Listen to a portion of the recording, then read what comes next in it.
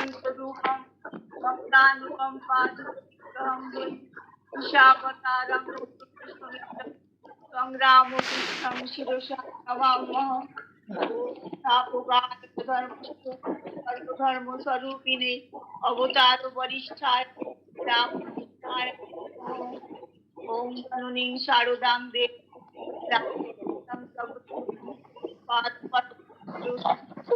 प्रणमामि मुहुर्मुहुः प्रणमामि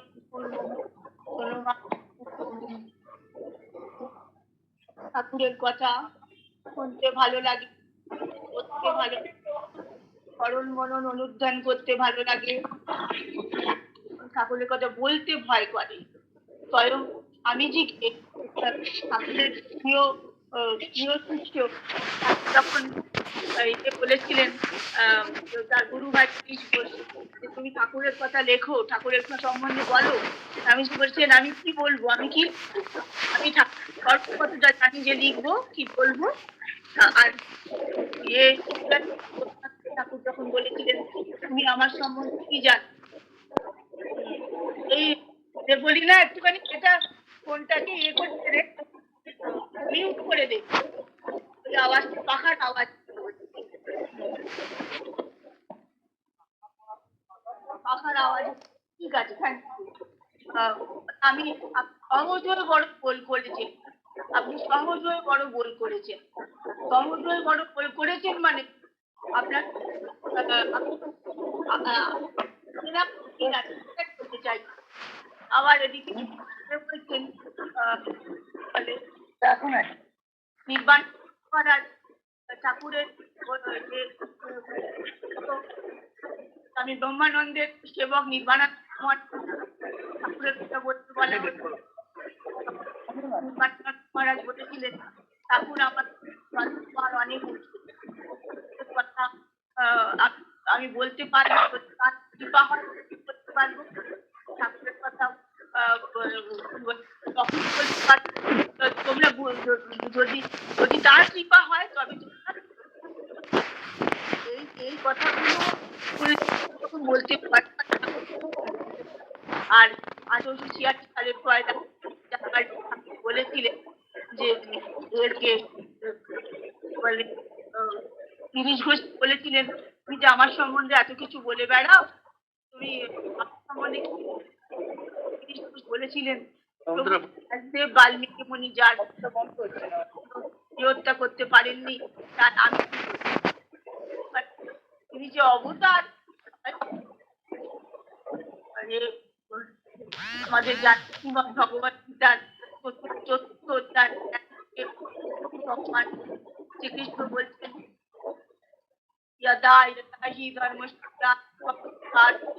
অভ্যুত্থান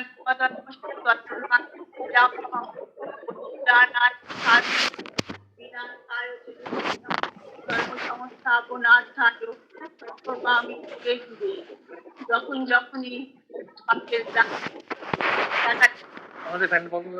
অধর্মের অভ্যুত্থান হয় তখনই বিনাশ অবতার। এটা ভগবান শ্রী তাই বলেছে, যখন আবির্ভাব তখনও ভারত চরম চরম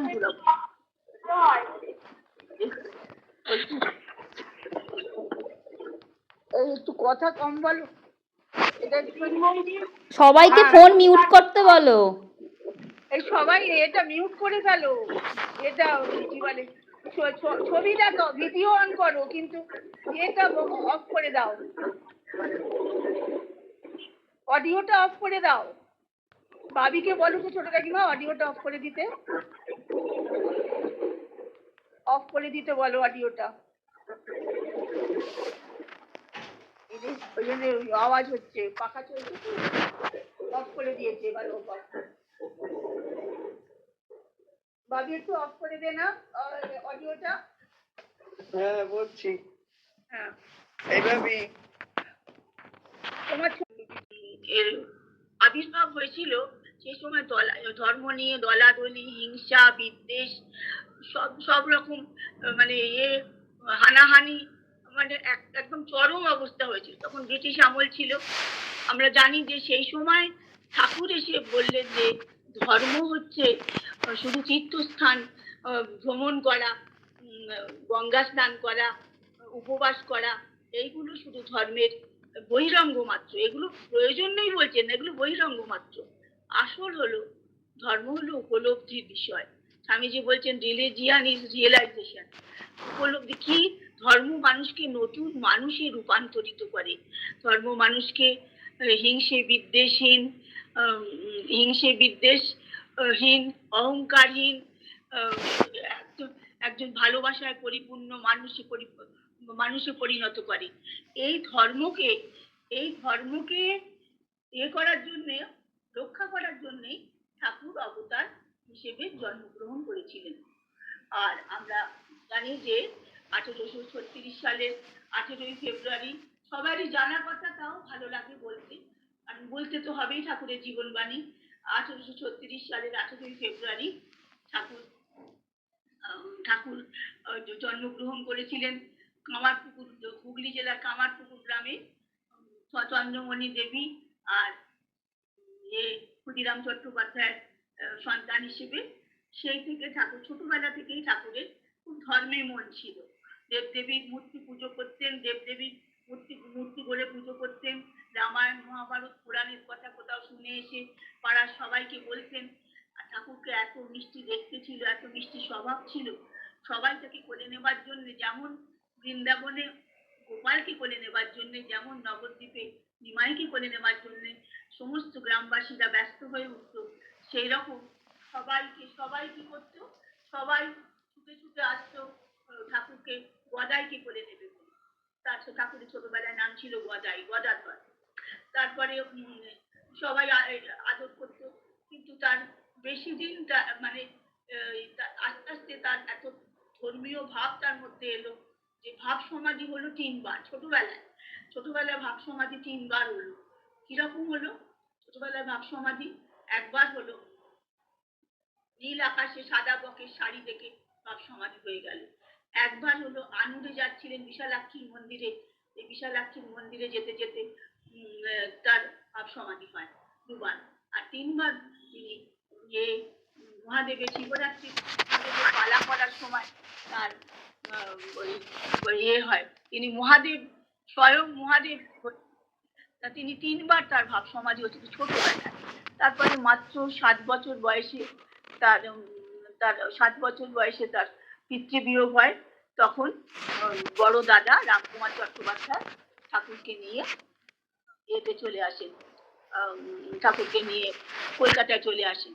ছামাপুকুরের টোলে তিনি পড়াতেন। সেখানে পড়াশুনো, ঠাকুর বললেন না, ওই পড়াশুনো চালকলা বাঁধা বিদ্যা আমি শিখবো না। তারপরে ঠাকুরের ওখান থেকে আস্তে আস্তে ঠাকুরের দাদা দক্ষিণেশ্বরে মা ভবতারিণী মন্দিরে পূজারী হলেন, আর ঠাকুর হলেন বেশকারী। আর সেই বেশকারী, তারপর ঠাকুরের দাদা বেশি দিন জীবিত ছিলেন না। ঠাকুরের দাদার অবর্তমানে ঠাকুরই হলেন ভবতারিণী মন্দিরের প্রধান পুরোহিত। তারপর সেই এমন পুরোহিত যে তিনি ফুল তোলেন, মালা গাঁথেন, মা ভবতারিণী তার সঙ্গে সঙ্গে ঘুরে বেড়ান, এমন পুরোহিত।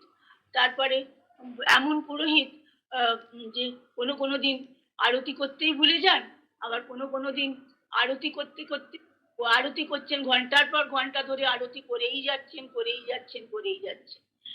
আর কোনো দিন দেখছেন যে মাকে বলছেন, মা তুই আমি আগে খাবো। মা বলছেন যে কি বলছেন মা, উনি জানেন। তখন বলছেন ঠিক আছে, আমি আগে খেয়ে নি, তারপর তোকে খাওয়াচ্ছি। তারপর দেখছেন মায়ের গা থেকে জ্যোতি বেরিয়ে ভোগান্নের ওপর পড়ছে। এইসব দেখে সবাই তো মানে হালদার পুরোহিত যারা সব ছিলেন এতে, তারা সবাই এমন করলেন, রানী রাসমণির কান ভাঙাতে লাগলেন ঠাকুরকে যাতে কাছ থেকে বরখাস্ত করা হয়। রানী রাসমণি সবকিছু দেখে শুনে বললেন, যা করেছেন ঠাকুর ঠিকই করেছেন। ছোট ভট্টাচার্যকে কিছু বলার দরকার নেই। তারপরে এইভাবে তার দিন চলতে তার এমন হলো যে সারাক্ষণ তিনি মা করে এত কাঁদেন, মা ভবতারিণীর জন্য এত কাঁদেন যে মাটি কাদা হয়ে যায়। সবাই ভাবে বুঝি তার গর্ভধারিণী মা মারা গেছেন, সবাই তাই ভাবে। সেই ভেবে সবাই তাকে সান্ত্বনা দিতে আসে, কিন্তু তিনি তো শান্ত হওয়ার মতন নয়, তিনি ভীষণ কষ্ট। একদিন তিনি, মা তুই দেখা দিবি নে বলে মায়ের হাতের খড়গ তুলে নিয়ে ঠাকুরের মায়ের হাতের খড়গ তুলে নিয়ে নিজের গলা বসাতে যাচ্ছিলেন। সেই সময় মা বলা ভয় করা রূপে দর্শন দিলেন। তখন ঠাকুরের মন শান্ত হলো।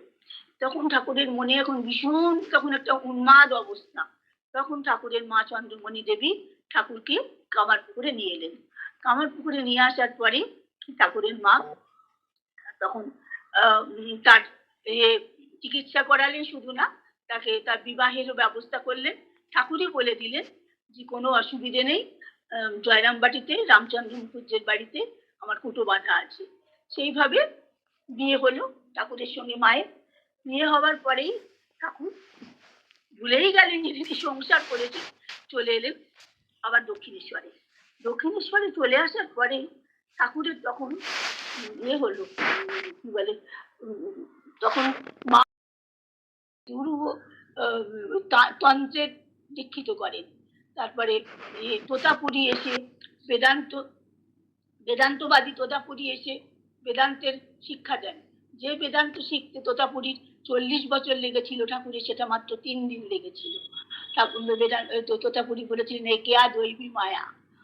তারপরে ঠাকুরের এরকম গোবিন্দ কাছে তিনি সুফি মন্ত্রে দীক্ষা গ্রহণ করেন। তারপরে তিনি রামায়ণ বা গোপাল দীক্ষা গ্রহণ করেন। এইভাবে ঠাকুর সব ধর্মের সাথে করেন। আর বিয়ের বাড়ি একদিন মল্লিক মশাই ঠাকুরের কি বলে ভগবান যিশুর গা থেকে আলো বেরিয়ে এসে ঠাকুরের গায়ের সঙ্গে মিশে যায়। তারপরে ঠাকুর তখন মানে সব রকমের সাধনাই ঠাকুর করেছিলেন। ইসলাম ধর্মের সাধনা করেছেন, খ্রিস্ট ধর্মের সাধনা করেছেন, তারপরে করেছেন তন্ত্র মতের সাধনা করেছেন, বেদান্তবাদী অদ্বৈত বেদান্তের সাধনা করেছেন। ঠাকুর এরকম ভাবে সাধনা করে যখন সিদ্ধি লাভ করেছেন, তখন সিদ্ধি লাভ করার পরে তখন ঠাকুর ডাকতে লাগলেন যে ঠাকুর ডাকতে লাগলেন, ওরে তোরা কি কোথায় আছিস আয়, আমি আর তোদের ছাড়া থাকতে পারছি না। তখন আস্তে আস্তে নরেন, রাখাল, বাবুরাম, তারক, কালী সবাই আসতে লাগলো। গৃহীভক্ত, ত্যাগী ভক্ত। ঠাকুরের ঘরের 4টে দরজা সবসময় খোলা থাকতো। হ্যাঁ, সেখানে সাধু, গৃহী, পণ্ডিত, মূর্খ, স্ত্রী পুরুষ নির্বিশেষে সবাই প্রবেশাধিকার ছিল। ঠাকুর সবাইয়ের সঙ্গে কথা বলতেন, সবাইকে আপন করে নিতেন, সবাইকে কিভাবে যে তাদের করতেন, কি বলে সৎপথে নিয়ে যাওয়ার চেষ্টা করতেন, কি বলবো। ঠাকুরের এই মানে কি বলে এই ভাব চলছিল। মা বলছেন ঠাকুর সারা দিন রাত একটা প্রসঙ্গ করতেন। মা বলছেন দক্ষিণেশ্বরে নববতের বেড়ার ফাঁক দিয়ে শুনতে শুনতে আমার পায়ে বাদ ধরে গেল। মনকে বোঝাতো, মন তুই এমন কি ভাগ্য করেছিস যে রোজ রোজ ঠাকুরের দর্শন পাবি। ঠাকুরের দর্শনই মা পেতেন না। এদিকে ঠাকুর সবাইকে ঈশ্বর প্রসঙ্গ করছে, সবাই শুনছে। হ্যাঁ, এইরকম ভাবে দিন চলছিল। কিন্তু সুখ তো বেশি দিন হয় না। ঈশ্বর অবতার তিনি কিন্তু কি হলো, তার কিন্তু 50 বছর তার মাত্র জীবন ছিল। তারপরে তার হলো, গলরোগ দেখা দিল, ক্যান্সার হলো। ক্যান্সার হওয়ার পরে ঠাকুরকে প্রথমে শ্যামপুকুর বাটিতে, তারপরে কাশীপুর উদ্যান বাটিতে নিয়ে আসা হয়। তারপর কাশীপুর উদ্যান বাটিতেই ঠাকুরের শেষ নিঃশ্বাস পড়ে। তারপরে এইভাবে ঠাকুরের যে 50 বছরের জীবন শেষ হয়ে গেল। কিন্তু শেষ হয়ে গেল বলেই তার জীবন, বাণী, চরিত্র, তার তিনি কিভাবে আমাদের মানে চলতে বলেছেন, সেগুলোই আলোচ্য বিষয় আছে। এবারে আমি একটুখানি আলোচনা প্রতিবারই করি। এবারও একটু করবো। আমরা যেমন আজকে সবাই মিলে ঠাকুরের যে কথা আলোচনা করছি, ঠাকুরের জন্মোৎসব করছি, পালন করছি, ঠাকুরের জীবিত কালেও কিন্তু ঠাকুরের জন্মোৎসব পালিত হতো। হ্যাঁ, সেই পালিত হতো। আমরা যে সমস্ত পাই, কি বলে, প্রমাণ পাই, তাতে কথামৃতে আছি, অক্ষয় কুমার সেনের পুঁথিতে আছি, রামচন্দ্র দত্তের রামকৃষ্ণ জীবনীতে আছি। সব মিলিয়ে টুলিয়ে ৮০ থেকে ৫০ পর্যন্ত ভালোভাবে ঠাকুরের জন্মোৎসব পালিত হয়। আর ৮৬ সালে তো ঠাকুর চলে যান, ওই নমো নমো করে একটুখানি হয়েছিল এতে, কি বলে, কাশীপুর উদ্যানবাটিতে। আর যেগুলো এতে হতো, কি বলে, দক্ষিণে হতো, তার বিবরণ, দক্ষিণে যেগুলো হতো তার বিবরণ সব যেতে পাই আমরা। মাস্টারমশাই দিয়েছেন, মাস্টারমশাই বলছেন যে সকাল থেকে উঠে সেই চলছে, কি বলে, পাখিরা ডাকছে, সানাই বাজছে, গাছেরা নিয়ে পড়ছে, সবাই আনন্দে একদম আত্মহারা। ঠাকুরের জন্মোৎসব, সাধারণত ঠাকুরকে জিজ্ঞেস করা হয়েছিল আপনার জন্ম, আমার আবার জন্মদিন, তখন বলছে, ঠাকুর বলেছিলেন ফাল্গুন মাসে শুক্লা দ্বিতীয়া তিথি, তখন সেই হিসেবেই করা হতো। কোনো কোনো সময় ঠাকুরের জন্মোৎসব পালন হতো শুক্লা দ্বিতীয়া তিথি ছাড়াও ঠাকুরের জন্মোৎসব পালিত হতো রোববার দিন করে পালিত হতো। আর ঠাকুর সেই কথামৃতে যা বর্ণনা আছে, ঠাকুর বলছেন কি, যেমন গৃহকর্তারা বর্ণনা করেন না, যে ওকে নেমন্তন্ন করেছো, ওকে বলা হয়েছে, ওকে আসন দিয়েছো, ভালো করে বলেছো, ওদের খেতে দাও, সবার জন্য ঠাকুরের চিন্তা। এই একটা এটা যেন সে গৃহকর্তার মতন। কেন? ঠাকুর জানতেন যে ভালো, মানে আজকের দিনটা একটা বিশেষ দিন, ঠাকুরের নিজের অবতার বরিষ্ঠের জন্মদিন না, অবতার বরিষ্ঠের জন্মদিনটা যে বিশেষ দিন, ঠাকুর সেটা জানতেন বলেই ঠাকুর সবাই আসুক, আনন্দ করুক, এটাই চাইতেন। তারপরে হঠাৎ করে একদিন শেষে এক জন্মতিথিতে কালীকৃষ্ণ ভবনাথের কানে কানে কি যেন বলে ঠাকুরকে বলছে, ঠাকুর আমি আসছি বলে চলে গেল। শ্রমজীবীদের বিদ্যালয়ে পড়ানো আছে। ঠাকুর বলছে, কি তোমার কানে কানে কি বললো গো? বললো ওর একটা কাজ আছে, স্কুলে পড়ানো আছে, চলে গেল। আজকেও যেতে হবে? আজ ঠাকুরের নামে কত আনন্দ হবে, আজকেও ওকে যেতে হবে? ওর কপালে নাই তো আমি কি করব? ওর কপালে নাই তো আমি কি করব? এইটা যে এত সুন্দর করে বললেন ঠাকুর, এইটা কিন্তু আমার জীবনে আমি দেখেছি। আমি অনেক সময় ভাবতাম যে প্রত্যেক বাড়ি তো মঠে যাই সকাল সকাল ভোরবেলা, আর এবারে নয় কলেজ করে যাবো, একটুখানি বেলা ধর্মসভা হবে। তারপরে দেখলাম যে ঠাকুর এই কথা বলছেন যে ওর কপালে নাই। আজকের দিনে আমি যদি মঠে না যাই, এখন পারি না আলাদা কথা, কিন্তু আজকে মানে এই যে ঠাকুরের উৎসব, বেলুড়ে বলো, বেলুড় মঠ, সারদা মঠ, যত ভাব প্রচার পরিষদ আছে, যত সংগঠন আছে ঠাকুরমা স্বামীজির নামে, যারা এইসব অনুষ্ঠান করে, তাদের কিন্তু তাদের এইসব অনুষ্ঠানে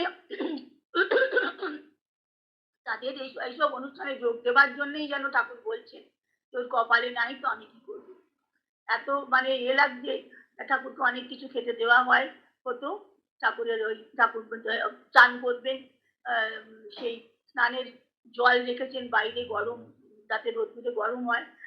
তার কারণ হঠাৎ করে যদি ঠান্ডা লেগে যায়, তাহলে আজকে তো জন্মদিন, ঠাকুরের সব লোক আসবে, ঠাকুর এক ঘটি জল মোটে মাথায় ঢেলে তিনি আস্তে আস্তে চান টান করে গাটা মুছিয়ে দিয়ে তিনি আস্তে আস্তে তাকে পরানো হলো একটা চাপা ফুল রং, সাদা কাপড়কে চাপা ফুল রঙের করে দেওয়া হতো।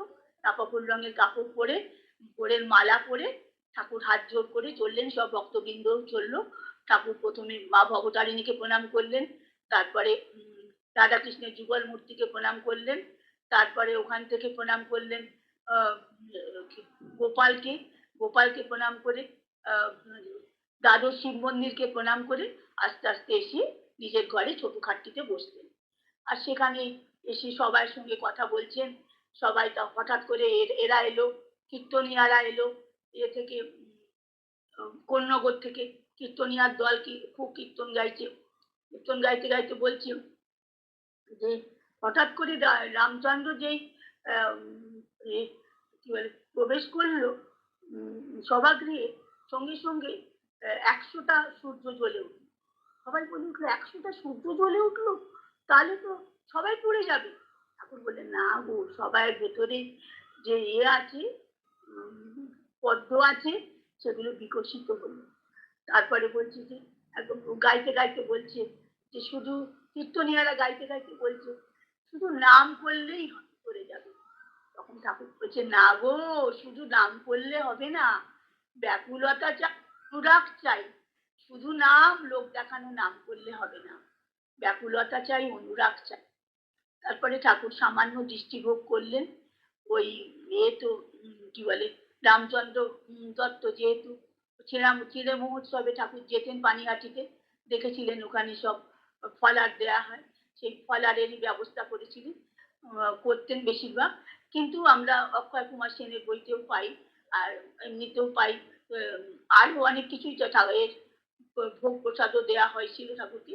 ঠাকুর শুধু দৃষ্টি ভোগ করে সবকিছুই করে দিলেন, দৃষ্টি ভোগ করে সবকিছুই মিলিয়ে দিলেন, তোমরা নিয়ে নাও। তার মধ্যেও আস্তে আস্তে বলছেন ওরে বাবুরাম, ঘরে ক্ষীর আছে, নরেনকে দে। তারপর ঠাকুরের সমাধি হয়ে গেল। তখন স্বামীজি গাইছেন চিন্তয় মাম মানস হরি চিৎ ঘন নিরঞ্জন। মানে এই যে এইসব এইগুলো এত লাগে, চিন্তয় মাম মানস হরি চিৎ ঘন নিরঞ্জন, এগুলো খুব প্রিয় গান আমার। যাই হোক, এখন তো আর গান গাইবার সময় না। তারপরে গান গেয়ে ঠাকুরকে সমাধি থেকে নামানো হলো। ঠাকুর এইভাবে করে সকলকে এক করে দিতে চাইতেন। ধনী দরিদ্র, স্ত্রী পুরুষ, পণ্ডিত মূর্খ, সবাই এখানে নেমন্তন্ন। স্বামীজি এখানে একটা কথা মনে পড়ছে, স্বামীজি বিদেশ থেকে গুরু ভাইরা লিখেছিলেন যে এবারে ঠাকুরের জন্মদিনে 50,000 লোক এসেছিল। বলছে 50,000 লোক এসেছিল, সামনে বার 1 লাখ লোক আসে, তার ব্যবস্থা করে। 1 লাখ লোক আসতে হবে। ঠিক আছে, 1 লাখ লোক আসুন। তারপরে বলছে যে তোমরা কি করলে, শুধু লুচি ছক্কা বাঁটলে, খিচুড়ি খাওয়ালে, ব্যাস হয়ে গেল? শুধু তাই করলে তো হবে না, তোমার স্পিরিচুয়াল ফুড কি দিলে? স্পিরিচুয়াল ফুড হচ্ছে আধ্যাত্মিক খাদ্য। আধ্যাত্মিক খাদ্যটা কি? এইটা হচ্ছে যেটা বলা হয় যে আধ্যাত্মিক খাদ্য মানে যে ধর্ম জীবনবাণী, ঠাকুরের জীবনবাণী, এইগুলোই হলো আধ্যাত্মিক খাদ্য। ঠাকুর আমাদের কিভাবে চলতে বলেছেন, আমরা কিভাবে চলছি, আমরা কিভাবে ঠাকুরকে অনুসরণ করতে পারছি, কতটা পাচ্ছি না, সেটাই আমাদের দেখার বিষয়। তারপরে এইভাবে ঠাকুরের জন্মোৎসব পালিত হতো। আর আমি আর বেশি কিছু যাচ্ছি না, এরপরে আরো অনেকটা বলতে হবে বলে। তারপরে ঠাকুরের নবগোপাল ঘোষের বাড়িতে ঠাকুরের বিগ্রহ প্রতিষ্ঠা করার সময় ঠাকুর বলেছিলেন কি বলে স্বামীজি বলেছিলেন, অবতার বরিষ্ঠ ঠাকুরকে বলেছিলেন ওম সাপুকায় ধর্মস্ব সর্বধর্ম স্বরূপিণে অবতার বরিষ্ঠায় রামকৃষ্ণায় অতে। এই যে অবতার বরিষ্ঠ ঠাকুর বলেছিলেন, সেই অবতার বরিষ্ঠ কেন বলেছিলেন? আমাদের ধারণা সমস্ত অবতারের সব গুণগুলো ঠাকুরের মধ্যে আছে। যেমন রামচন্দ্রের সত্যনিষ্ঠা, কৃষ্ণের নিষ্কাম কর্ম, যেমন শ্রীকৃষ্ণের নিষ্কাম কর্ম, যেমন শ্রীকৃষ্ণের নিষ্কাম কর্ম, যেমন ভগবান শঙ্করাচার্যের সমাধি আর জ্ঞান। হ্যাঁ, সমাধি আর জ্ঞান কি? আমরা যদি কথামৃতের পাতায় পাতায় জ্ঞানের পরিচয় পাই, আর সমাধি তো ঠাকুরের মুহুর্মুহু হতো, এই মর্তলোক তো এই সর্বলোক, সমাধি ও জ্ঞান। তারপরে ভগবান বুদ্ধের ত্যাগ তিতিক্ষা বৈরাগ্য, আর তারপরে ভগবান শ্রী চৈতন্যের প্রেম ভালোবাসা, ভগবান যিশুর ক্ষমা সহনশীলতা, সব কিছুই ঠাকুরের মধ্যে আছে বলে, সবকটা গুণ আছে বলে ঠাকুরকে আমরা অবতার বরিষ্ঠ বলি। এই অবতার বরিষ্ঠ বলার স্বামীজি বলে গেছেন, আমাদের ধারণা সবকটা গুণ ঠাকুরের মধ্যে আছে বলেই ঠাকুরকে অবতার বরিষ্ঠ বলা হয়। আর ঠাকুরের এই অবতার বরিষ্ঠ আহ, এই ভাবের ব্যাখ্যা একটু একটু না করলে নয়। যেমন রামচন্দ্রের সত্যনিষ্ঠা। হ্যাঁ, ঠাকুর বলেছিলেন, আমি ছোটবেলা জন্ম হওয়ার পর বলেছিলেন আমি এর কাছে ধনী কামারিনীর কাছে, ধাইমার কাছে ভিক্ষে নেব। তা সেই ধাইমার কাছে ভিক্ষে নেবার সময় তিনি ধাইমার কাছে ভিক্ষে নেব বলেছিলেন, কিন্তু তখনকার দিনে ধনী কামারিনীর কাছে ভিক্ষে কেউ দিতে চায়নি, কেউ রাজি হয়নি। বাড়ির লোক, পাড়ার লোক সবাই বলেছিল না, এটা হতে পারে। ঠাকুর বলেছিলেন যে মায়ের কোনো জাত নেই, আমার ধনীমা আমার মা, মায়ের কোনো জাত হয় না। মাকে মাকে মাকে করতেই হবে। মাকে আমি কথা দিয়েছি, আমি ওখানেই আমি প্রথম ভিক্ষে ওনার কাছেই দেবো। তাই বলছি। তারপরে আরো আছে, বাবুরাম মহারাজকে ঠাকুর বলতেন হাট পর্যন্ত শুদ্ধ। সেই বাবুরাম মহারাজ একদিন বাবুরাম মহারাজকে ঠাকুর ছুঁতে পারছেন না। ঠাকুর বলছেন কি হলো রে বাবুরাম, কেন তোকে ছুঁতে পারছি না? বাবুরাম মহারাজ বলছে অনেক ভিডিও রেকর্ডিং করছি, অডিও সেই বড় আমার কি হয়েছে জানেন, রেকর্ডিং আমি করছি। সকালবেলা ঠাট্টার ছলে কেন তোমার একটা বৃদ্ধ ভদ্রলোককে আমার মিউট করা আছে। ঠাকুর বললেন তাই তোকে আমি ছুঁতে পারছি। এইরকম কত কথা আছে, আরো বললে হবে না। তারপরে ঠাকুরের শ্রীকৃষ্ণ, ভগবান শ্রীকৃষ্ণের নিষ্কাম কর্ম। মা বলছেন লোকটা 24 ঘন্টার মধ্যে 20 ঘন্টা ঈশ্বর প্রসঙ্গ করতে করতে মুখের রক্ত তুলে মারা গেল। মা বলছেন মুখের রক্ত তুলে মারা গেল। মানে এত নিজের দিকে একদম দেখতেনি না। কাশীপুরে বলছেন যে আমি খুব কাশীপুরে একদিন খুব কাঁদছেন জালে গিরিশ ঘোষ বলছেন তাও বাঁচালে বাবা। আপনার কি কষ্ট হচ্ছে? বলছি না না, কষ্ট কেন হবে, কষ্ট কেন হবে, কষ্ট হচ্ছে না গো। আমি চৈতন্য দেব নিত্যানন্দের মতো ঘরে ঘরে প্রেমের বার্তা, চৈতন্যের বার্তা বেরোতে পারছি না বলে আমার কষ্ট হচ্ছে। ঠাকুরের এই যে কষ্ট হচ্ছে বলছেন, এটাই একটা কষ্টের কারণ কি? কষ্টের কারণটা শরীরের কষ্ট নয়। আমরা যেমন শরীরের কষ্টেই আত্মরা হয়ে যায়, আমার খুব কষ্ট হচ্ছে, আমি চৈতন্যের বার্তা, প্রেমের বার্তা বেরোতে পারছি না। আর তারপরে জ্ঞান সমাধি করলাম ভগবান এর পরাচর্যের। আর তারপরে ভগবান বুদ্ধের ত্যাগ তপস্যা। তখনকার দিনে 10,000 টাকা দিতে এসেছিলেন মারোয়ারি, কি বলে লক্ষ্মীনারায়ণ মারোয়ারি।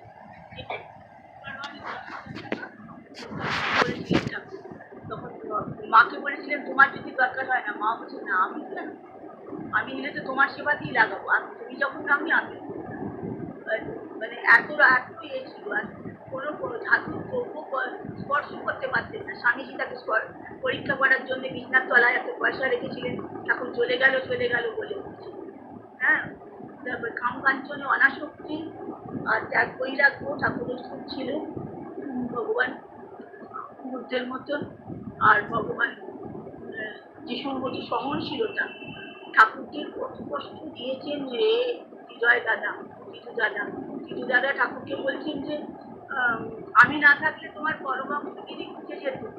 কিন্তু টিটু দাদা ঠাকুর বলছে, ঠাকুর পরে বলেছিলেন যে আমার মনে হয়েছিল আমি গঙ্গায় ঝাঁপ দিয়ে আত্মবিসর্জন, কিন্তু টিটু দাদাকে কিছু বলে।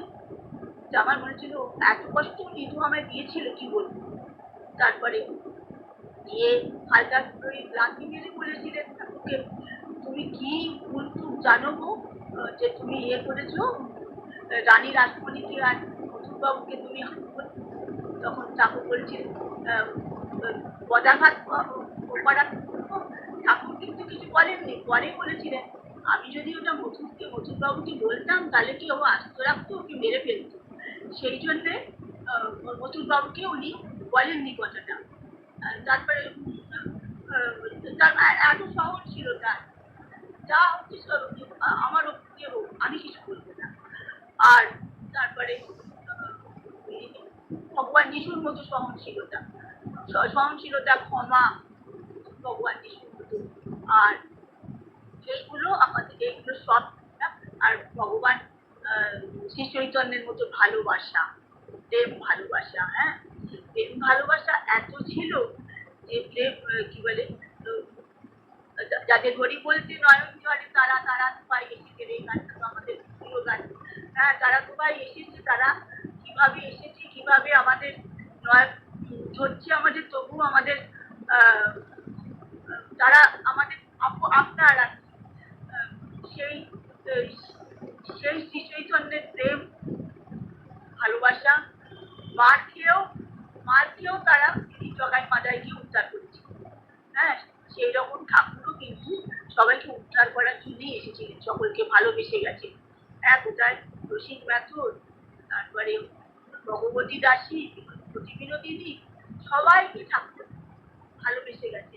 তাও কেউ ভাবছে না যে ঠাকুর আমার সঙ্গে দুর্ব্যবহার করেছে। এইভাবেও ঠাকুরের অবতার বরিষ্ঠ গেল। এবার বলছে ঠাকুর বলে নিজেই বলেছেন যে আমি ছাদ তৈরি করে রেখে গেলাম, তোরা সেই ছাঁচে নিজেদের জীবনকে ঢেলে দিবি। হ্যাঁ আমি রান্না করে রেখে গেলাম, আমি আগুন জ্বেলে গেলাম, তোরা আগুন বিয়ে নেই। আমি রান্না করে রেখে গেলাম, তোরা বাড়া ভাতে বসে যা। মানে কি আমি ছাঁদ মানে কি এই যে সত্যনিষ্ঠা, অদসত্যতা, সহনশীলতা, ভালোবাসা, ক্ষমা, দয়া, এগুলো হচ্ছে আমি আমি ঠাকুরের ছাঁচে আমাদের নিজেদের ঢালতে হচ্ছে, নিজেদের ঢেলে নেই। আমি আগুন ঢেলে তোরা আগুন পুড়িয়ে নেই, আমি রান্না করে রেখে গেলাম, তোরা বাড়া ভাতে বসে যা। হ্যাঁ মানে ঠাকুর যা করে গেছেন, আমি 16টাং করেছি, তোরা 1টাং করলেই হয়। এইগুলো কিন্তু আমাদের শিখতে হবে, এগুলো আমাদের ঠাকুর বলে গেছে। আর কথামৃতে পাতায় পাতায় কিরকম রয়েছে সেই গান নিজ নিকেতনে স্বামীজি জানে, স্বামীজি শুধু নয় আমাদেরও নিজ নিকেতন কিন্তু এই ঠাকুরের ঘর, মায়ের ঘর। চিন্তা করলেই আমাদের যেতে হবে না, আমাদের ঘরে বসে চিন্তা করতে হবে ঠাকুরের ঘরে কত ঈশ্বর প্রসঙ্গ হয়েছে, মায়ের ঘরে কত ঈশ্বর প্রসঙ্গ হয়েছে। হ্যাঁ মা কত জপ ধ্যান করেছেন। হ্যাঁ এইগুলো চিন্তা করলেই আমাদের মনটা আনন্দে ভরে ওঠে। আর তারপরে আমরা কি জানি ঠাকুরের কথা কথা কথা তিনজনের কথাই বলতে হবে। আর তারপরে স্বামীজি গান, একটা গানের প্রিয় গান ছিল যে জুড়াই কোথায় কোথা হতে আসি কোথা ভেসে যাই। হ্যাঁ সেখানে একটা আছে কথা, সৈকমেলা আগে জানতাম না, খেলায় আমি দেরি বা কেন চোখে আলোটা লাগবে এমনি এখন কি কাজে এসেছি, কি কাজে গেল, কে জানে কেমন। ওই গাছটা দিয়ে তো কেউ তোমায় দেখছে না, তারপরে বলছে এই বাল্বটা জ্বালে চোখে যে আজ চেতন ঘুমায়ও না। হ্যাঁ আমি তো আলো জ্বালাই, যখন ঘুমাই তখন অন্ধকার হয়ে যায়, তখন আলো জ্বালিয়ে থাক।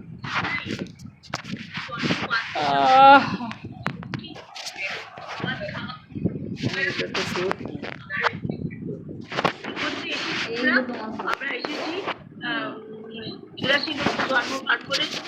আমাদের কেউ যদি খেলাচ্ছে আমরা জানি না, এটা খেলবই বা কেন। হ্যাঁ আমরা চেতন থেকে আমরা ঘুমিয়ে আছি, আমাদের ঘুম থেকে আমাদের উঠতে হবে। যে আছে চেতন ঘুমায় না, দারুণ এগো নিবিড় আধার। হ্যাঁ বড় কামনা প্রভু পদে তাই চাই, তোমার পায়ে আমাদের স্থান দিও, তোমার পায়ে যেন আমরা থাকতে পারি। এইগুলো এই গানটা একটু অপূর্ব আর কি, আমাদের শিক্ষা দিচ্ছে যে মানে কথামৃতে সবকটা গানই তাই। এই গানটা আমার বেশি ভালো লাগে। গানটার মধ্যে সবকিছুই বলা হয়ে গেল যে আমাকে কেউ খেলালেও আমি খেলবো না, আর আমি কি কাজে এসেছি আমার মনে রাখতে হবে। আমি মানুষ জন্ম নিয়েছি বলে আমি যা খুশি তাই করবো। হ্যাঁ আমাকে তো ঈশ্বরকে ডাকার জন্যই মানুষ জন্ম পেয়েছি। আমি ঈশ্বরকে যেন ঠিক করে ডাকতে পারি, আমি যেন ভালোভাবে জীবন কাটাতে পারি, সেটা আমাকে মনে রাখতে হবে। তারপরে কি বলছি, ঠাকুরের আরো যেসব জীবনের ইয়েগুলো আছে, ঠাকুর বলা হচ্ছে পরশমণি হচ্ছেন, সে সোনা হয়ে যাচ্ছে। যেমন চাকর লাটু তাপস লাটুতে পরিণত, স্বামী অদ্ভুতানন্দ হয়ে গেল। তারপরে নটি বিনোদিনীকে হরি গুরু গুরু হরি বলে তোমার চৈতন্য হোক বলে মাতায় আশীর্বাদ করলেন। নটি বিনোদিনী তখন সেই থেকে 24 থেকে 78 বছর বয়স পর্যন্ত গোপাল নিয়ে একটা ঘরে কাটিয়ে দিলেন। আর রসিক মাচরকে বলেছিলেন যে আমার কি কিছুই হবে না, যে শেষ দিনে তোমাকে আমি দেখা দেবো। শেষ দিনে ঠাকুর এসে রসিক মাচরকে হাত ধরে নিয়ে যান। সকলের জন্য পরশমণি ঠাকুর হচ্ছে। ঠাকুরের কথা চিন্তা করলে ভাবলে আমাদেরও কিন্তু ভাবতে হবে যে আমাদের জন্য কিন্তু ঠাকুর এরম ভাবেই চিন্তা করছে। হ্যাঁ, আমাদের ওই কিন্তু তমনাশ করার জন্যই আমাদের ঠাকুর এসেছে। তারপর যে ঠাকুর হচ্ছে না আই স্পেশালিস্ট। আই স্পেশালিস্ট কি মানে? আই স্পেশালিস্ট মানে চোখের ডাক্তার নয়, হ্যাঁ, চোখের অপারেশন করবেন তা নয়। আই স্পেশালিস্ট হচ্ছে আই মানে আমার অহংকারকে শেষ করে দেওয়া, উড়িয়ে দেওয়া। হ্যাঁ, কি বলে ফুলের মৃত্যুর বাড়ি মৃত্যু বড় গোড়ের মালা ঠাকুরকে পরিয়েছেন, ঠাকুর ছুঁড়ে ফেলে দিয়েছেন। তারপরে বড় কার্পেট, প্রথম কাশ্মীরি কার্পেট পেতেছেন, ঠাকুর সেটাকে সরিয়ে দিয়ে সদরের ভক্তদের সঙ্গে বসে কথা বলছেন। সুরেন মিত্র খুব মন খারাপ, বারান্দায় বসে কাঁদছেন আর বলছেন, ভাবছেন যে আমি ঠাকুর আমার সঙ্গে এরম ব্যবহার করলেন। তারপরেই সুরেন মিত্র মনে হলো যাকে আরতি করে চন্দ্র, তখন সূর্যচন্দ্র যাকে আরতি করে তাকে আমি গোড়ের মালা দেখাচ্ছি, কার্পেট দেখাচ্ছি। ঠাকুর তো ঠিকই করেছে। এই তার মনে হলো সেই ঘরে আসতেই ঠাকুর সুরেন মিত্রকে জড়িয়ে ধরলেন, তার মালাটা তুলে পড়লেন। তখন সুরেন মিত্রের মনটা ঠিক হলো। তারপরে বসুরবাবু একটা কাশ্মীরি শাল এনে দিয়েছেন, ঠাকুর প্রথমে গায়ে দিলেন, তারপরে ফেলে দিয়ে বললেন আমি গায়ে দেবো না, ভেড়ার লোম ছাড়া কিছু না, এটা গায়ে ওটা গায়ে দিয়ে আমার কি লাভ আছে? তখন ঠাকুর সেটাকে ছুঁড়ে ফেললেন। এই যে মানে ছিল ঠাকুরের, মানে কোনো রকম বিলাসিতা তার চলবে না। তারপরে অহংকার, ঠাকুর বলছেন আমি তার দাসানুদাস, আমি দাসানুদাস, আমি ঈশ্বরের চরণের রেণুর রেণু। হ্যাঁ, তিনি কি করছেন, তিনি সবসময় নিজেকে খুব ছোট মনে করছেন, মানে সবসময় অহং শূন্যতা ঠাকুরের চরিত্রের একটা বড়। অহং শূন্য না হতে পারলে ঈশ্বরের কাছাকাছি যাওয়া যায় না, ঈশ্বরের কাছাকাছি এক পাও এগোতে যায় না। অহং শূন্যতা ঠাকুর বলছেন যে অহংকার থাকলে, বাবুরাম মহারাজ বলছেন একদিন রাত্রিরে রামদয়াল বাবুর সঙ্গে ঠাকুরের ঘরে শুয়ে আছেন মাটিতে, হঠাৎ তার মনে হলো ঠাকুর যেন হাঁটছে না, কি বলছে। ঠাকুর বলছেন যে মা আমাকে লোকমান্য দিসনি, আমাকে মান দেওয়ার দিসনি, মানে বলছেন যে ঠাকুর বলছেন এই কথা, লোকমান্য দিসনি মান। ঠাকুরকে যদি লোকে মান দেওয়া না দেয়, লোকমান্য না হয়, তাহলে কাকে করবে? তখন মনে হচ্ছে বাবুরাম মহারাজের মনে হচ্ছে, রামদয়াল বাবুর মনে হচ্ছে, মনে হলে কি হবে? ওরা কিন্তু ঠাকুরের কথা পাত্তাই দিল না। ঠাকুর কিন্তু ওই কথা বলেই যাচ্ছে। আর তারপরে এই যে বলছেন, আর পোকাটিরও নিতে করবে না, অদর্শদর্শিতা, সঙ্গীতের সঙ্গে অদর্শদর্শিতা। একদিন ঠাকুরের ঘরে ঠাকুরের সতীশগিরির কথা বলছিলেন, যে সতীশগিরির কথা বলছিলেন, ওনার কিছু দোষের কথা বলছিলেন। তখন যেই বলতে গেছে তখনই ঠাকুর বলছেন মোড়টা ঘুরিয়ে দিলেন। না না, দোষে মন দিও না, গুণে মন দাও। ওর শুধু দোষটাই দেখছো, কত গুণ আছে জানো? এইভাবেই ঠাকুর মোড় ঘুরিয়ে দিচ্ছে। ঠাকুর বলছে সব মোড় ফেরাতে হবে। হ্যাঁ, ও পথে যেও না, ফিরে এসো বলে কানে কানে আমাদের বলছে মোড়টা ফিরিয়ে দাও, তোমরা সৎ পথে। হ্যাঁ, তারপরে এইভাবে চলতে চলতে ঠাকুরের অদর্শদর্শিতা, অহং শূন্যতা, স্বার্থ শূন্যতা, নিজের স্বার্থ জীবনে দেখেননি। আর তারপরে ঠাকুরকে ভালোবাসা, মা বলছেন ঠাকুরের ভালোবাসায় গড়ে উঠেছে। একদিন সেই ভগবতী দাসী গেছে, তার চরিত্র ভালো নয়, ঠাকুরকে স্পর্শ করে প্রণাম করেছে। ঠাকুর বলছে তোরা দূর থেকে প্রণাম করলে পারিস তো, কেন আমাকে স্পর্শ করলি বলতো? তারপরে বলছে ঠাকুর তো মন খারাপ হয়ে গেল বলে দাঁড়া একটু বস, তোকে একটা গান শোনায়। তখন তাকে 3টে গান শোনালেন একটার বদলে। আর সবাই ভালোবাসত ঠাকুরের লাভ পায়। হ্যাঁ, his soul is potentially divine সবসময় ঠাকুর যেটা মনে করতেন, স্বামীজি ওটাই মনে করতেন। তো ঠাকুর আর স্বামীজি এই দিক থেকে এক। ঠাকুরের স্বামীজি সবসময় আপনার আছেন এই ভেবে তোমাকে এগোতে হবে। আর তারপরে তখন ঠাকুরের কথা বলতে গেলে স্বামীজির কথা, মায়ের কথা একটু বলতেই হবে। মাকে ঠাকুর তিনি কালী পুজোর দিন ষোড়শী রূপে পুজো করেন। তারপরে পুজো করে তাকে প্রণাম করে জপের মালা, সমস্ত 12 বছরের সাধনার ফল সব ঠাকুরকে মাকে অর্পণ করেন।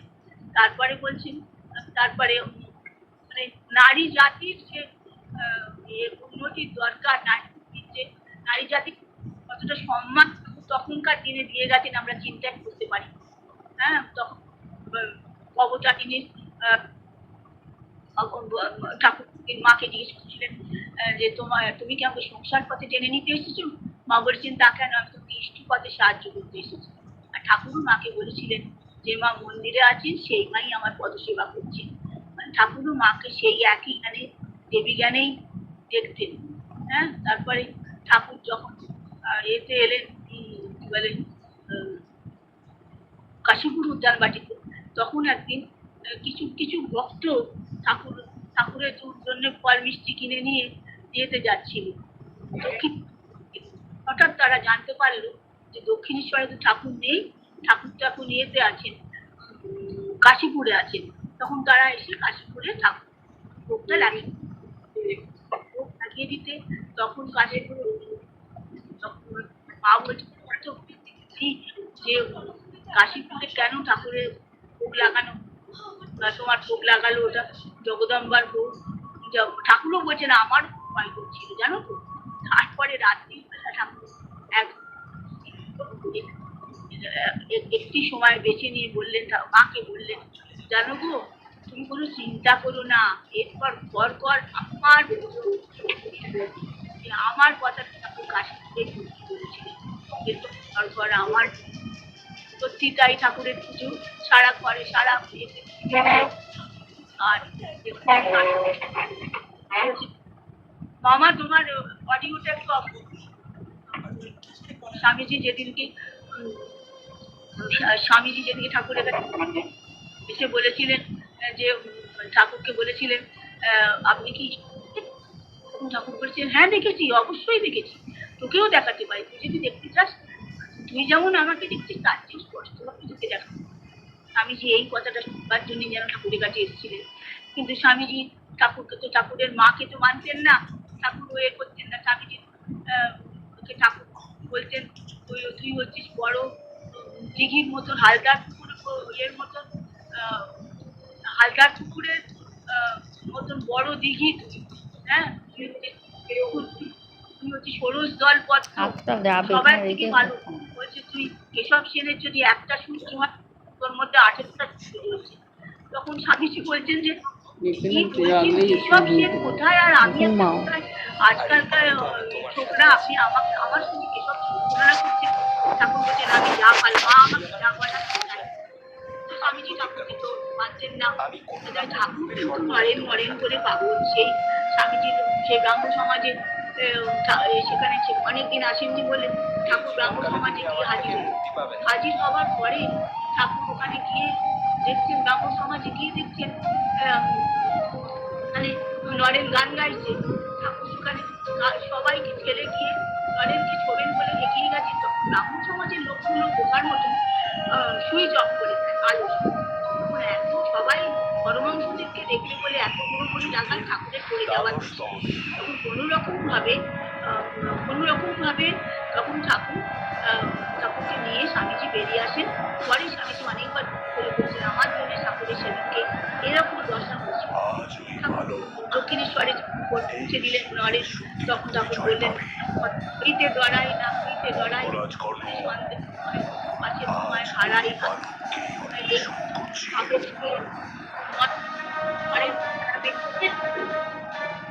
এই একটা ও মামা আমার এটা অডিওটা অফ করো, ঠাকুরের অডিওটা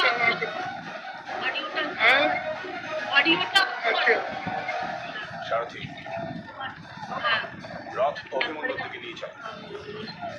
পাছে তোমার সন্দেহ হয়, পাছে তোমার হারাই হারাই। এই যে বলছে পাছে তোমার হারাই হারাই, এই যে ঠাকুরের সবসময় হারাই হারাই ভাবছি স্বামীজির প্রতি। এই আর স্বামীজির হঠাৎ করে স্বামীজির বাবা চলে যাওয়ায় ঠাকুরের কাছে একদিন স্বামীজির মা পাঠিয়েছেন, এসে বলছেন যে ঠাকুর আপনি একটা ব্যবস্থা করতেই হবে, আপনার মা ভক্তারিণীকে বলে আমার একটা ব্যবস্থা করে দিন। ঠাকুর বলছেন যে সে কি আশ্চর্য কথা, আমি কি করে ব্যবস্থা করবো? তুই আমার মাকে মানিস না, যা আজকে ভোরবেলা আজকে গিয়ে মার কাছে যা চাইবি চাইবি। তখন স্বামীজি গিয়ে দেখছেন যে মার সে গলা দেখি ঘরে আলোই আলো একেবারে মন্দিরে দেখে খুব আনন্দ হলো এখানে এসে আমি জ্ঞান দাও, ভক্তি দাও, বিবেক দাও, বৈরাগ্য দাও বলে তারপরে এসে ঠাকুরকে বললেন আমি চাইতো 3 বার পাঠালেন, 3 বার একই কথা বললেন। তারপরে ফিরে আসার পরে ঠাকুরকে বললেন যা তোদের মোটা ভাত কাপড়ের অভাব, এই মোটা ভাত কাপড়ের অভাব হবে না। এই কথাটা যে ঠাকুর বলেছিলেন সত্যি স্বামীজিকে, তারপরে আর মোটা ভাত কাপড়ের অভাব হয়। এইভাবে স্বামীজির সঙ্গে ঠাকুরের একটা ইয়ে ছিল, স্বামীজিকে ঠাকুর বলেছিলেন নরেন শিক্ষে দিবে, যখন ভুলে বাইরে ঠাকুরের কৃপায় স্বামীজি শিখিয়ে জয় করে এসেছিলেন, সেসব ঘটনা আমরা জানি। আমরা সে করতে যাচ্ছি না। এখন ঠাকুরের এই যে নরেনের প্রতি ভালোবাসা, এটা কিন্তু অন্য কাউকে তুচ্ছ তাচ্ছিল্য করে না, নরেনকে যে ভালোবাসা, এই ভালোবাসা সবাই প্রতি ঠাকুরের সমান ছিল। নরেন তো মেয়ে, ঠাকুর একদিন যখন যেদিকে প্রথম গিয়েছিলেন তখন ঠাকুর দেখে বলেছিলেন বারান্দায় নিয়ে গিয়ে, জানি প্রভু তুমি নররূপে নারায়ণ, জীবের দুর্গতি নাশ করার জন্য তুমি জন্মগ্রহণ করেছ, তোমার কাজ শেষ হলে তুমি আমার ফিরে যাবে। স্বামীজি ভাবেন এই কি আশ্চর্য, নারায়ণ বলছেন কি বলছেন, আপনার মাথা গোলমাল আছে। এই বলে স্বামীজি ঠাকুরকে সবসময় ইয়ে করতেন, কি বলে উড়িয়ে দিতেন ঠাকুরের। সেই স্বামীজি পরে বলছেন বিদেশ থেকে ঠাকুরের নাম আর সঙ্গ প্রতিষ্ঠা করার কি দরকার, ঠাকুরের নাম আর জীবন বাণী শুধু খালি ছড়া ছড়া ছড়া, সারা পৃথিবীতে ছড়া ঠাকুরের নাম বাণী ছড়া। এইভাবে গেল। তারপরে আমরা জানি যে ঠাকুরের বলে ঠাকুর বলছেন কি, অনেকে জিজ্ঞেস করছে ঠাকুরকে দক্ষিণেশ্বরে, ঠাকুর আমাদের কি তাহলে কোনো উপায় নেই? আমরা তো সাধারণ মানুষ, আমাদের কি কোনো উপায় নেই? কেন উপায় থাকবে না? যারা সন্ন্যাসী, যারা সাধু, তারা ঈশ্বরকে ডাকবে, কিন্তু যে বিষ্ণুর সংসারী, যে বিষ্ণুর পাথর মাথায় ঠেলে আমায় ডাকে, তারাই তো বাহাদুর। ঠাকুর আমাদের সার্টিফিকেট দিয়েছিলেন, তারাই তো বাহাদুর সংসারী, সে বিষ্ণুর পাথর মাথায় ঠেলে আমায় ডাকে, তারাই তো বাহাদুর। তারপরে বলছে তার কি করতে হবে, বলছে যেমন কাঁঠাল ভাঙতে গেলে হাতে আঠা রাখতে বলে ঠেলবে কি কাঁঠাল ভাঙতে পারে, ঈশ্বরের মন থেকে, ঈশ্বরের পাদপদ্মের মন থেকে সংসার করতে। নৌকো জলে থাকুক নেই, কিন্তু নৌকোর মধ্যে যেন জল না ঢুকে। তারপরে বলছেন দেখো সত্যি কথা বলি তপস্যা, সত্যি কথা বলি তপস্যা আর ঈশ্বর দর্শনই মনুষ্য জীবনের উদ্দেশ্য। তারপরে বলছেন যে আর কি উপায়টা কি, উপায় হিসেবে বলছেন উপায় হলো যে দুবেলা হাততালি দিয়ে ঈশ্বরের নাম গুণগান করা, ঈশ্বরের নাম গুণগান করা, নাম গুণগান করা, তারপরে কি করা, ঈশ্বরের নাম গুণগান করা, সাধু সঙ্গ করা, তারপরে নির্জন বাস, শিব জ্ঞানী জীবিকা, এইগুলো তোমাদের করতে হবে। এইগুলো আমি যে শুনেছিলেন ঠাকুরের কাছে গেলে একদিন ঠাকুর বলছিলেন দক্ষিণেশ্বরে বসে বসে যে আমাকে আদেশ করুন শিব জ্ঞানে জীব সেবা করতে হবে। স্বামীজি সেই জন্য আত্মন মোক্ষার জগৎটির আয়োজক স্বামীজি পরে পরবর্তীকালে কি বলে মঠ মিশন তৈরি করেছিলেন। মিশনের সেবা কার্য সব শিব জ্ঞানে জীব সেবা করতে গেলে মধ্যে ঈশ্বর আছেন এই ভেবে সেবা করা। আর স্বামীজি ঠাকুর বলছেন প্রথম কি বলছে দুবেলা হাততালি নাম, সেটাই আমরা হ্যাঁ সেটা তাহলে করতে তোমার হবে মাতা সুভদ্রা আর জ্যেষ্ঠ মাতা পাঞ্চালীকে আমরা কি উত্তর দেবো পুত্র? তারপরে কি বলছেন ইয়ে আমার হৃদয় ভীষণ অশান্ত। সাধু দাসীরা বলছিল একটা নির্মাল্যের ঈশ্বরের নির্মাল্য আর্যকে মাতাজিরা বাধ্য যখন করা দেন হয়েছে। যে এটা নিয়ে যাও গিয়ে রাখো বাড়িতে, তোমার মাথায় ঠাকাবে, বাড়ির সবাই ঠাকুর। আমরা সেরকম ঠাকাই যে ঈশ্বরের নির্মাল্যের একটা মূল্য আছে। ঈশ্বরের নির্মাল্যটা কিন্তু তুমি নির্মাল্য সেটা সেটা কি করে মনটাকে পরিষ্কার হ্যাঁ, হৃদয়টাকে পরিষ্কার যে হৃদয়ে আসেন দেখা পান না, মানে জায়গা পান না, তাই চলে যান। সেই ঈশ্বরের ঈশ্বরের নির্মাল্য পতন হচ্ছে সাধু সম্পদ। তারপর নির্জন মাসটা কি একদিন থাকো বা 3 দিন থাকো, সেখানে যদি তুমি কি থাকো, থাকলে তোমার কি হবে? নির্জনে থাকলে তুমি বুঝতে পারছো তুমি কতটা এগোলে আর কতটা পিছলে, কতটা এগোলে কতটা পিছলে, এটা জানার জন্য তোমার নির্জন বাস দরকার। তারপরে কি বলছি যে শিব জ্ঞানে জীব সেবা, সেটাই বলছি। ঠাকুরাকে বৈষ্ণবদের পুজো সম্পর্কে বলছেন নামের রুচি, জীবে দয়া আর বৈষ্ণব সেবা। জীবে দয়া বলেই ঠাকুর বলছেন একই কথা বললাম আমি। জীবে দয়া করার আমরা কি জানি মানুষ কিছু করতে পারি না। শিব জ্ঞানে জীব সেবা করা, মানে প্রত্যেক মধ্যে এইটা সেবা করা, হ্যাঁ এইটা ভেবে জীবকে সেবা করা। প্রত্যেকের মধ্যে ঈশ্বর আছে। ঠাকুর নিজে করে দেখিয়ে গেছেন, স্বামীজি তো পরে পরবর্তীকালে করেছেন বললাম। ঠাকুর নিজে করেছেন এই কথা বলতে হবে ঘটনা যে একটা হচ্ছে স্বামীজি ঠাকুর তখন ভূমি থেকে এটি কুড়িয়ে পেয়েছে। ঠাকুরকে নিয়ে যাচ্ছেন মথুর বাবু বেনারসে।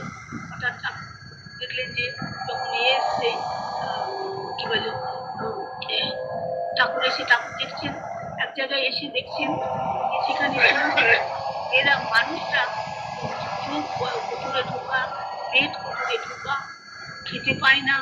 সেখানে কি অবস্থা তাদের, সেখানে এমন অবস্থা, সেখানে ঠাকুর বলছেন প্রচুর আমি যাবো না, আমার কোনো যাবার দরকার নেই এতে বেনারসে।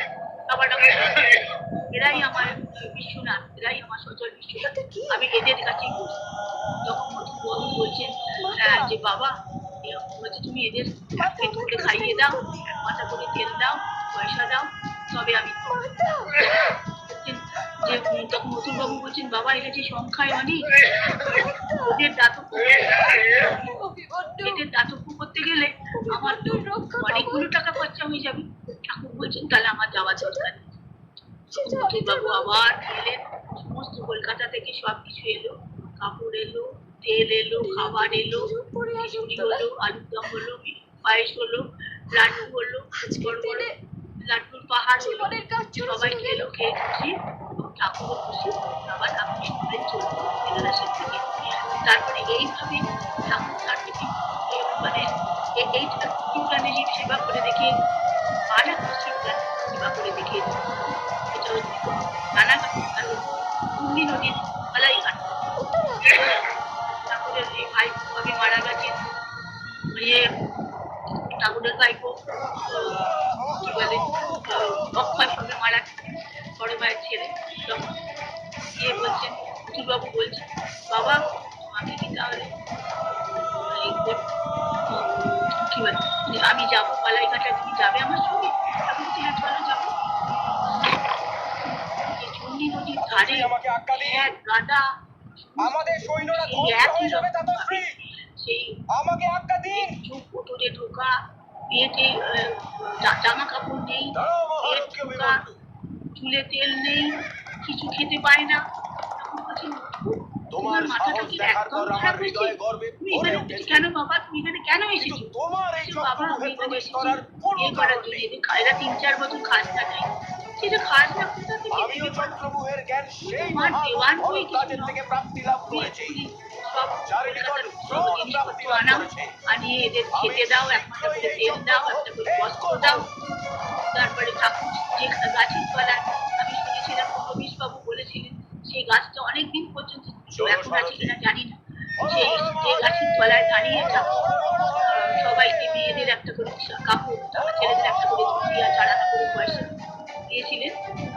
শান্তি মনে হচ্ছে। এখন শিবজ্ঞানে জীব সেবা শুধু মুখে বলেন, একবার করে দেখিয়ে দিয়ে গেছে। হ্যাঁ, তারপরে স্বামীজি তো তারপরে সেগুলো আবার করছেন। আর এইগুলো আমাদের যে চিন্তা ভাবনা করার বিষয়, যে আমরা কি করছি আর কি কতদূর এগোচ্ছি না। আমরা যেন এরকম ভাবে ছুড়ে না দিই কাউকে, এনে 10 টাকা তুই নে। 10 টাকা দিলে আজকাল কেউ নেবে না, কেউ নেবে না। হ্যাঁ, বা যাকে দেবো তার প্রতি ঈশ্বর আছেন, এই বলে স্বামীজি বলছেন। যে দেবে সে নীল ডাউন হয়ে দেবে, যে দেবে সে দাঁড়িয়ে উঠে নিয়ে মাথায় আশীর্বাদ করবে। এইগুলো ঠাকুরের কাছে শোনার, এই ঠাকুরের জীবনে এইগুলো আমাদের শোনার কথা। তারপরে আমরা জানি যে ঠাকুর বলছেন যে কি বলে পোকাটিরও নিন্দে করো না, হ্যাঁ, সকলকে ভালোবাসুন। মা বলছেন ঠাকুরের সংসার ভালোবাসায় গড়ে উঠেছে। আমরা সবাই আজ এতজন আজকে রামকৃষ্ণ ভাই বোন সবাই একসঙ্গে হয়েছি, ঠাকুরের সংসার ভালোবাসায় গড়ে উঠেছে। হ্যাঁ, সেইটা যেন আমরা ভুলে না যাই। হ্যাঁ, ঠাকুর বলছেন ভালোবাসাই যদি না থাকতো তাহলে আর কি থাকতো। হ্যাঁ, আর স্বামীজি বলছেন ঠাকুর যেমন আমাদের ভালোবাসতেন, আমি যেমন তোদের ভালোবাসি, তোরা তেমন জগৎকে ভালোবাসতে দেখি, তাহলে কত উন্নতি হবে দেখি। এইগুলো কিন্তু মনে রাখতে হবে। ঠাকুর বলছেন আমি যাকে একবার ছোপ লাগবো সে 3 ডাকের বেশি ডাকতে পারবে না। কাউকে বলছেন সত্যি বলছেন তুমি? 3 দিন এসে মায়ের বাড়ি থেকে দেবে, ভবতারিণীর কাছে 3 দিন এসে থেকে দেবে। কাউকে বলছে দেখো তুমি আজকে এসেছো, আজকে মঙ্গলবার, আবার শনিবার একটা দিন এসো। আজ আর কাউকে বলছে তুমি যে কোনো 3 দিন এসেছো। প্রাপ্তি হবে। কাউকে বলছেন যাদের দেখছেন একদম এখানকার স্মরণ ঠাকুরের স্মরণ মরণ করতেই ঠাকুরের ফুল আর আসতে হবে না। মানে যে কিছুই বলছে না যে ঠাকুর আসবো, ঠাকুর কেন চিন্তা করছি, বলছে ঠিক আছে এখানকার স্মরণ মরণ করবো। ঠাকুরের কাছে যাওয়ার জন্য যে নির্জন বাস, যে কোনো মন্দিরে মঠে যে কোনো জায়গায় গেলে ঘরে তো ঠাকুর ওটা যেন শান্ত হয়। ঠাকুরের এই যে শান্ত হওয়ার জন্য যে ঠাকুরকে বলছেন শান্ত করতে হবে, যাকে শান্ত না করতে ঈশ্বরকে ডাকতে পারবে না। ডাকতে কি করে ডাকার কেমন কালে থাকতে পারে। হ্যাঁ, এইসব গানগুলো সেইরকম ভাবে ডাকতে হয়। আমাদের আরো ডাকার মতন আমাদের আরো অবশ্যই তারপরে ঠাকুর কি আমার বলছেন পিতা মহর্ষি ভরদ্বাজের আশ্রমে তুমি এখানে এসেছো যেমন চক্রব্যূহের অভ্যাস করেছি। একদিন মাস্টারমশাইকে বলছেন গান্ধার রাজ দেখো ভুলে গেছে। মাস্টার আমি সামনের সপ্তাহে আমি একটু আমার মিত্র এবং কলকাতায় যাবো, বলরামের বাড়ি, তুমি ওখানে ছিল সামনের সপ্তাহে দক্ষিণেশ্বরে এসো। অভিমন্যুকে বধ করতে পারবো না। চিন্তা করো না বাছারা আমার। তারপরে মাস্টারমশাই চলে গেছেন, সব দিক ভেবে চলে গিয়ে না গেট করা দিয়ে বেরোচ্ছেন। হয় বলরাম তাকে আমি পরিকল্পনা নয়, দেবে কি না দেবে ঠাকুর বললেন আর আমি চলে যাবো। আর স্বপ্নের উপর আমার মাস্টারমশাই তখন বিশ্বাস আবার নেই। না ঠাকুর তুমি তো জানো আমি বাছা, ওরা বললো আমার ওরা পরিকল্পনা দেবে কি না দেবে কখনো আমার বিফল দরকার নেই, আপনি হতে পারে এখানে না। আমি আবার আসবো। অভিমন্যু মাস্টারমশাইকে ঠাকুর বলছেন অবশ্যই মরবে। প্রভু ওরা কেন তোমায় ঢুকতে দেবে না, তুমি ওখানে গিয়ে আমার নাম করবে। আমার ঠাকুর আমার কথাটা জোর দিয়ে বলেছিলেন আমার নাম করবে, মানে সে সংসারে গোলক ধাঁধাই হোক আর বড় লোকের রাজনীতি, যেখানে ঠাকুরের নাম করে সব জায়গায় তুমি আমার নাম করবে। ঠিক আমার কাছে তাকে যত নাম তার আপনার সিদ্ধান্ত আমরা মানুষের যত নাম তার করবো আর আমরা কি ঠিক পথে এগোচ্ছি কি না এগোচ্ছি আপনার চেয়ে তো ভালো কেউ বুঝবে না। কেবল আজ আমরা ঠিক পথে এগোচ্ছি কি না এগোচ্ছি। ঠাকুর একদিন মা ভবতারিণীকে কেঁদে কেঁদে বলছেন বন্ধুকে মা তুই একবার আজারে বাজারে লোক পাঠাস, 1 সের দুধে 5 সের জল, 1 সের দুধে 1 সের জল হলে তবু বা ডাল দিত, 1 সের দুধে যদি 5 সের জল ডাল দিতে লোক জ্বলে যায়। মানে এত মায়ের কষ্ট হয়, ঠাকুরের কষ্ট একটু হয়, মানে আধারে বাজারে মাঝে মাঝে মনে হয় আমরা আধারে বাজারে লোক নই তো, ঠাকুর আমাদের বলছেন না তো। এটা কিন্তু আমাদের একটু সজাগ থাকতে হবে, আমরা যেন আধারে বাজারে লোক না হই।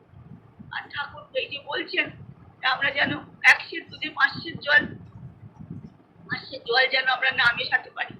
আর ঠাকুর বলছেন যে ঠাকুর সেই উঠি বাড়ির ছাদে উঠে ডাকছেন, ওরে তোরা কে কোথায় আছিস আয়, এখনো ডেকে চলেছে। আমরা শুনতে পাই না, আমরা সব শুনতে পাই না। যারা শুনতে পায় তারা ছুটে ছুটে চলে যাচ্ছে, আমরা শুনতে পাই না।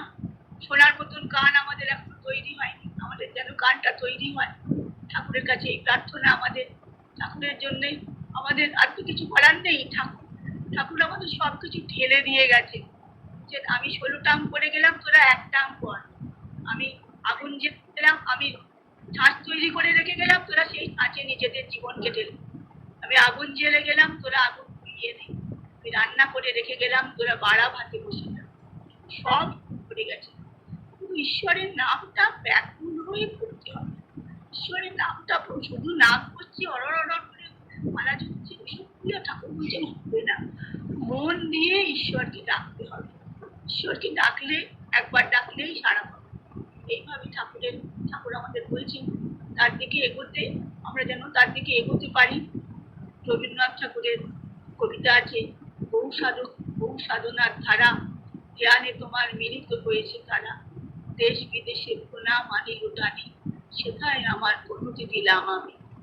আমরা যেন ঠাকুরকে এইভাবে, যেন ঠাকুরকে এক মনে, যেন ঠাকুরমা স্বামীজি আমাদের পথ দেখাতে এসেছেন, আমরা যেন এটা যেন ভুলে না যাই। শেষ করবো আমি সেই ইয়েতে, নীলাম্বর বাবুর বাড়িতে মা বসে আছেন, মা দেখছেন। ওরা তো সবসময় দেখতে পেতেন, ঠাকুর চলে গেছেন তখন মা দেখছেন স্বামীজি ঠাকুর আসছে,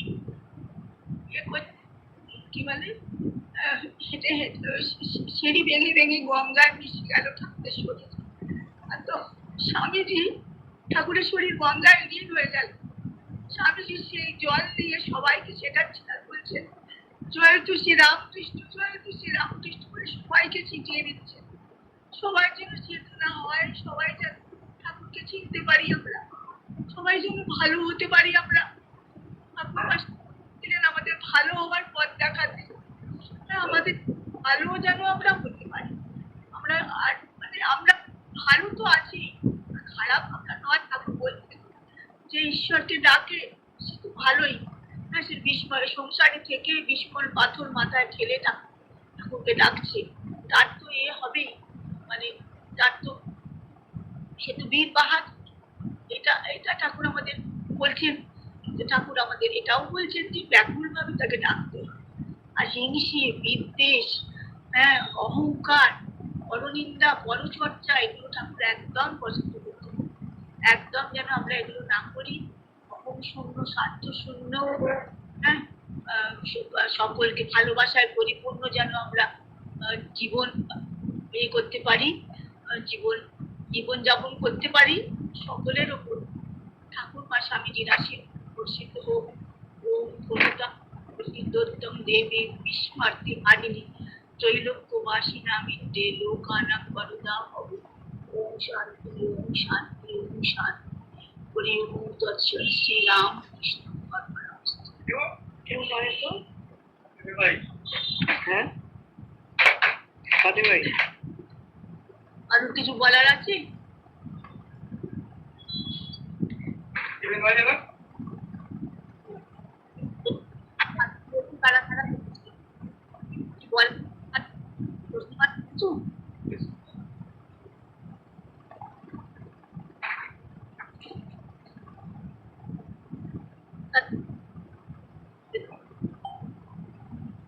তোমার শরীরটা এখন ভালো আছে?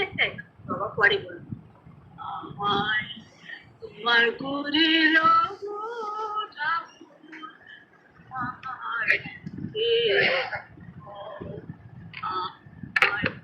আমার করিল ঠাকুর, তোমার করিল, তোমার ওই মোহন সুরে, তোমার ওই মোহন সুরে পাগল করে দাও গো ঠাকুর, পাগল করে দাও। আমার তোমার করিল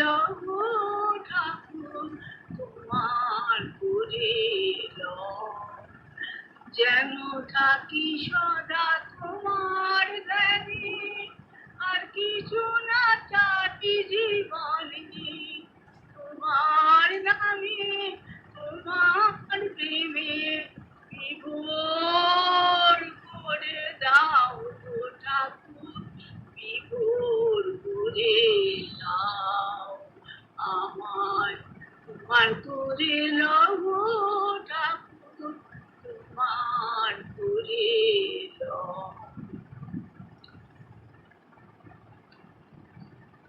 সকলের উপর ঠাকুরমা স্বামীজির আশীর্বাদ বর্ষিত হোক, কত ধারায় বর্ষিত হোক। বলে যাও আজকে কিছুই হলো না, তাহলেও যেন আমরা করার একটু করে হলেও এগোতে পারি।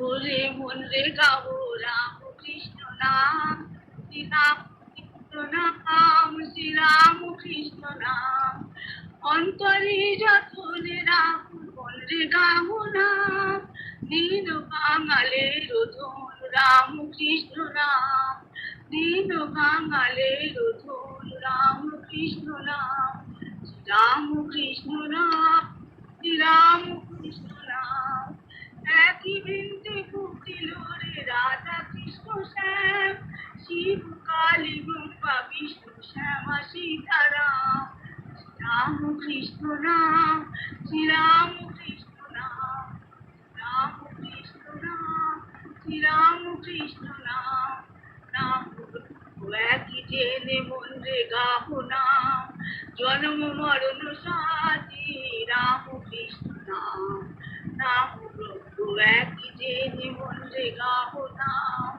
জন্ম মরণ সাথী রাম কৃষ্ণ নাম, শ্রীরাম কৃষ্ণ নাম, শ্রীরাম কৃষ্ণ নাম, রাম কৃষ্ণ নাম, শ্রীরাম কৃষ্ণ নাম, রাম কৃষ্ণ নাম, শ্রীরাম